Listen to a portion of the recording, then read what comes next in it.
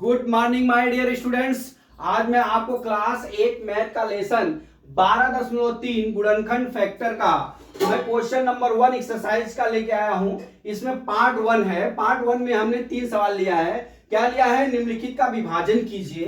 पहली सवाल है 28x पे 4 घात भागा 56x। दूसरा है -36y³ भागा 9y²। थर्ड है 66 PQ भागा 11QR²। ये सवाल दिया हुआ है। अब हम चलते हैं अपने सॉल्यूशन के तरफ। पहली सवाल का आपको सॉल्यूशन करता हूं, ठीक है। पहली सवाल क्या दिया है? 28x पे 4 घात, ठीक है।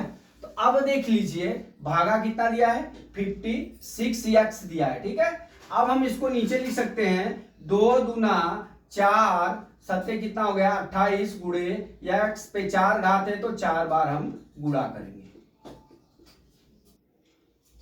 ठीक है। 4 बार गुणा कर लिए बटा 56 है तो 2 दूना 4 सत्ते 28 दूना 56 हो गया। तो 2 दूना 4 दूना 8 सत्ते कितना हो गया? 56 हो गया।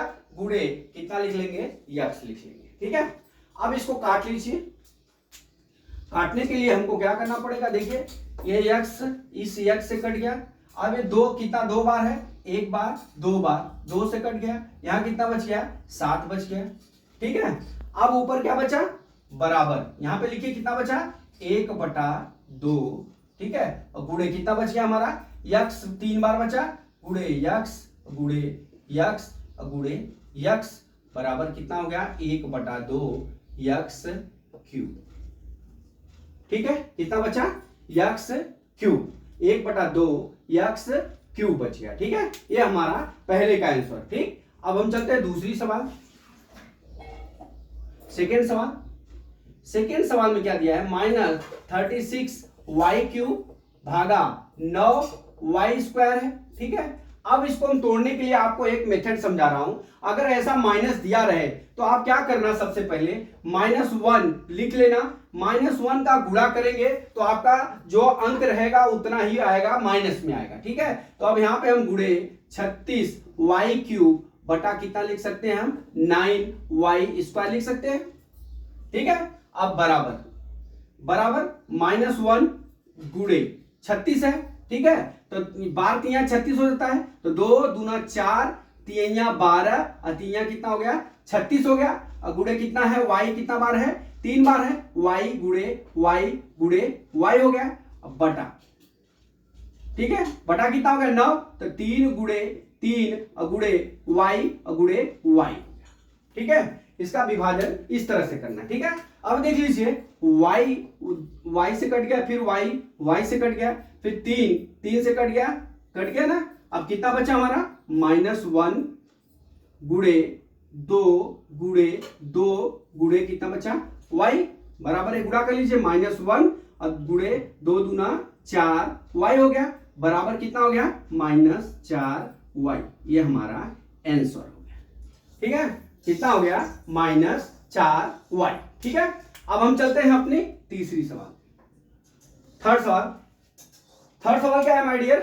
देख लीजिए यहां पे थर्ड सवाल कितना दिया है? 66 PQ² भागा 11QR², ठीक। अब हम यहां पे कर लेते हैं। 66 है तो 2 3 6 और गुणे कितना हो गया? 11 गुणे P और गुणे Q और गुणे Q और गुणे R गुणे R, ठीक है। अब बटा कितना हो गया हमारा?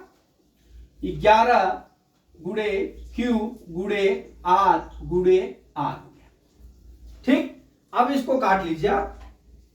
अब इसको काटने के लिए आपको किस चीज का प्रयोग करना होगा? ये देखिए R 2R से कट गया, ठीक है। अब क्या हो गया? Q से कट गया, ठीक है। अब यहां 11 से कट गया। अब बचा कितना?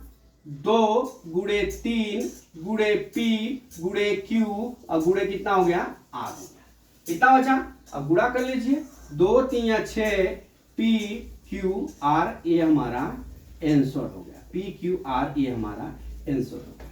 तो दोस्तों इसको करना क्या था? इसको कोई हार्ड नहीं था। इसको खाली इस मेथड को आपको समझने के लिए इसका हमको गुणनखंड करना है। गुणनखंड मतलब ये जो व्यंजक है इसको कई पार्टों में लिखना होता है गुणा करके, ठीक है।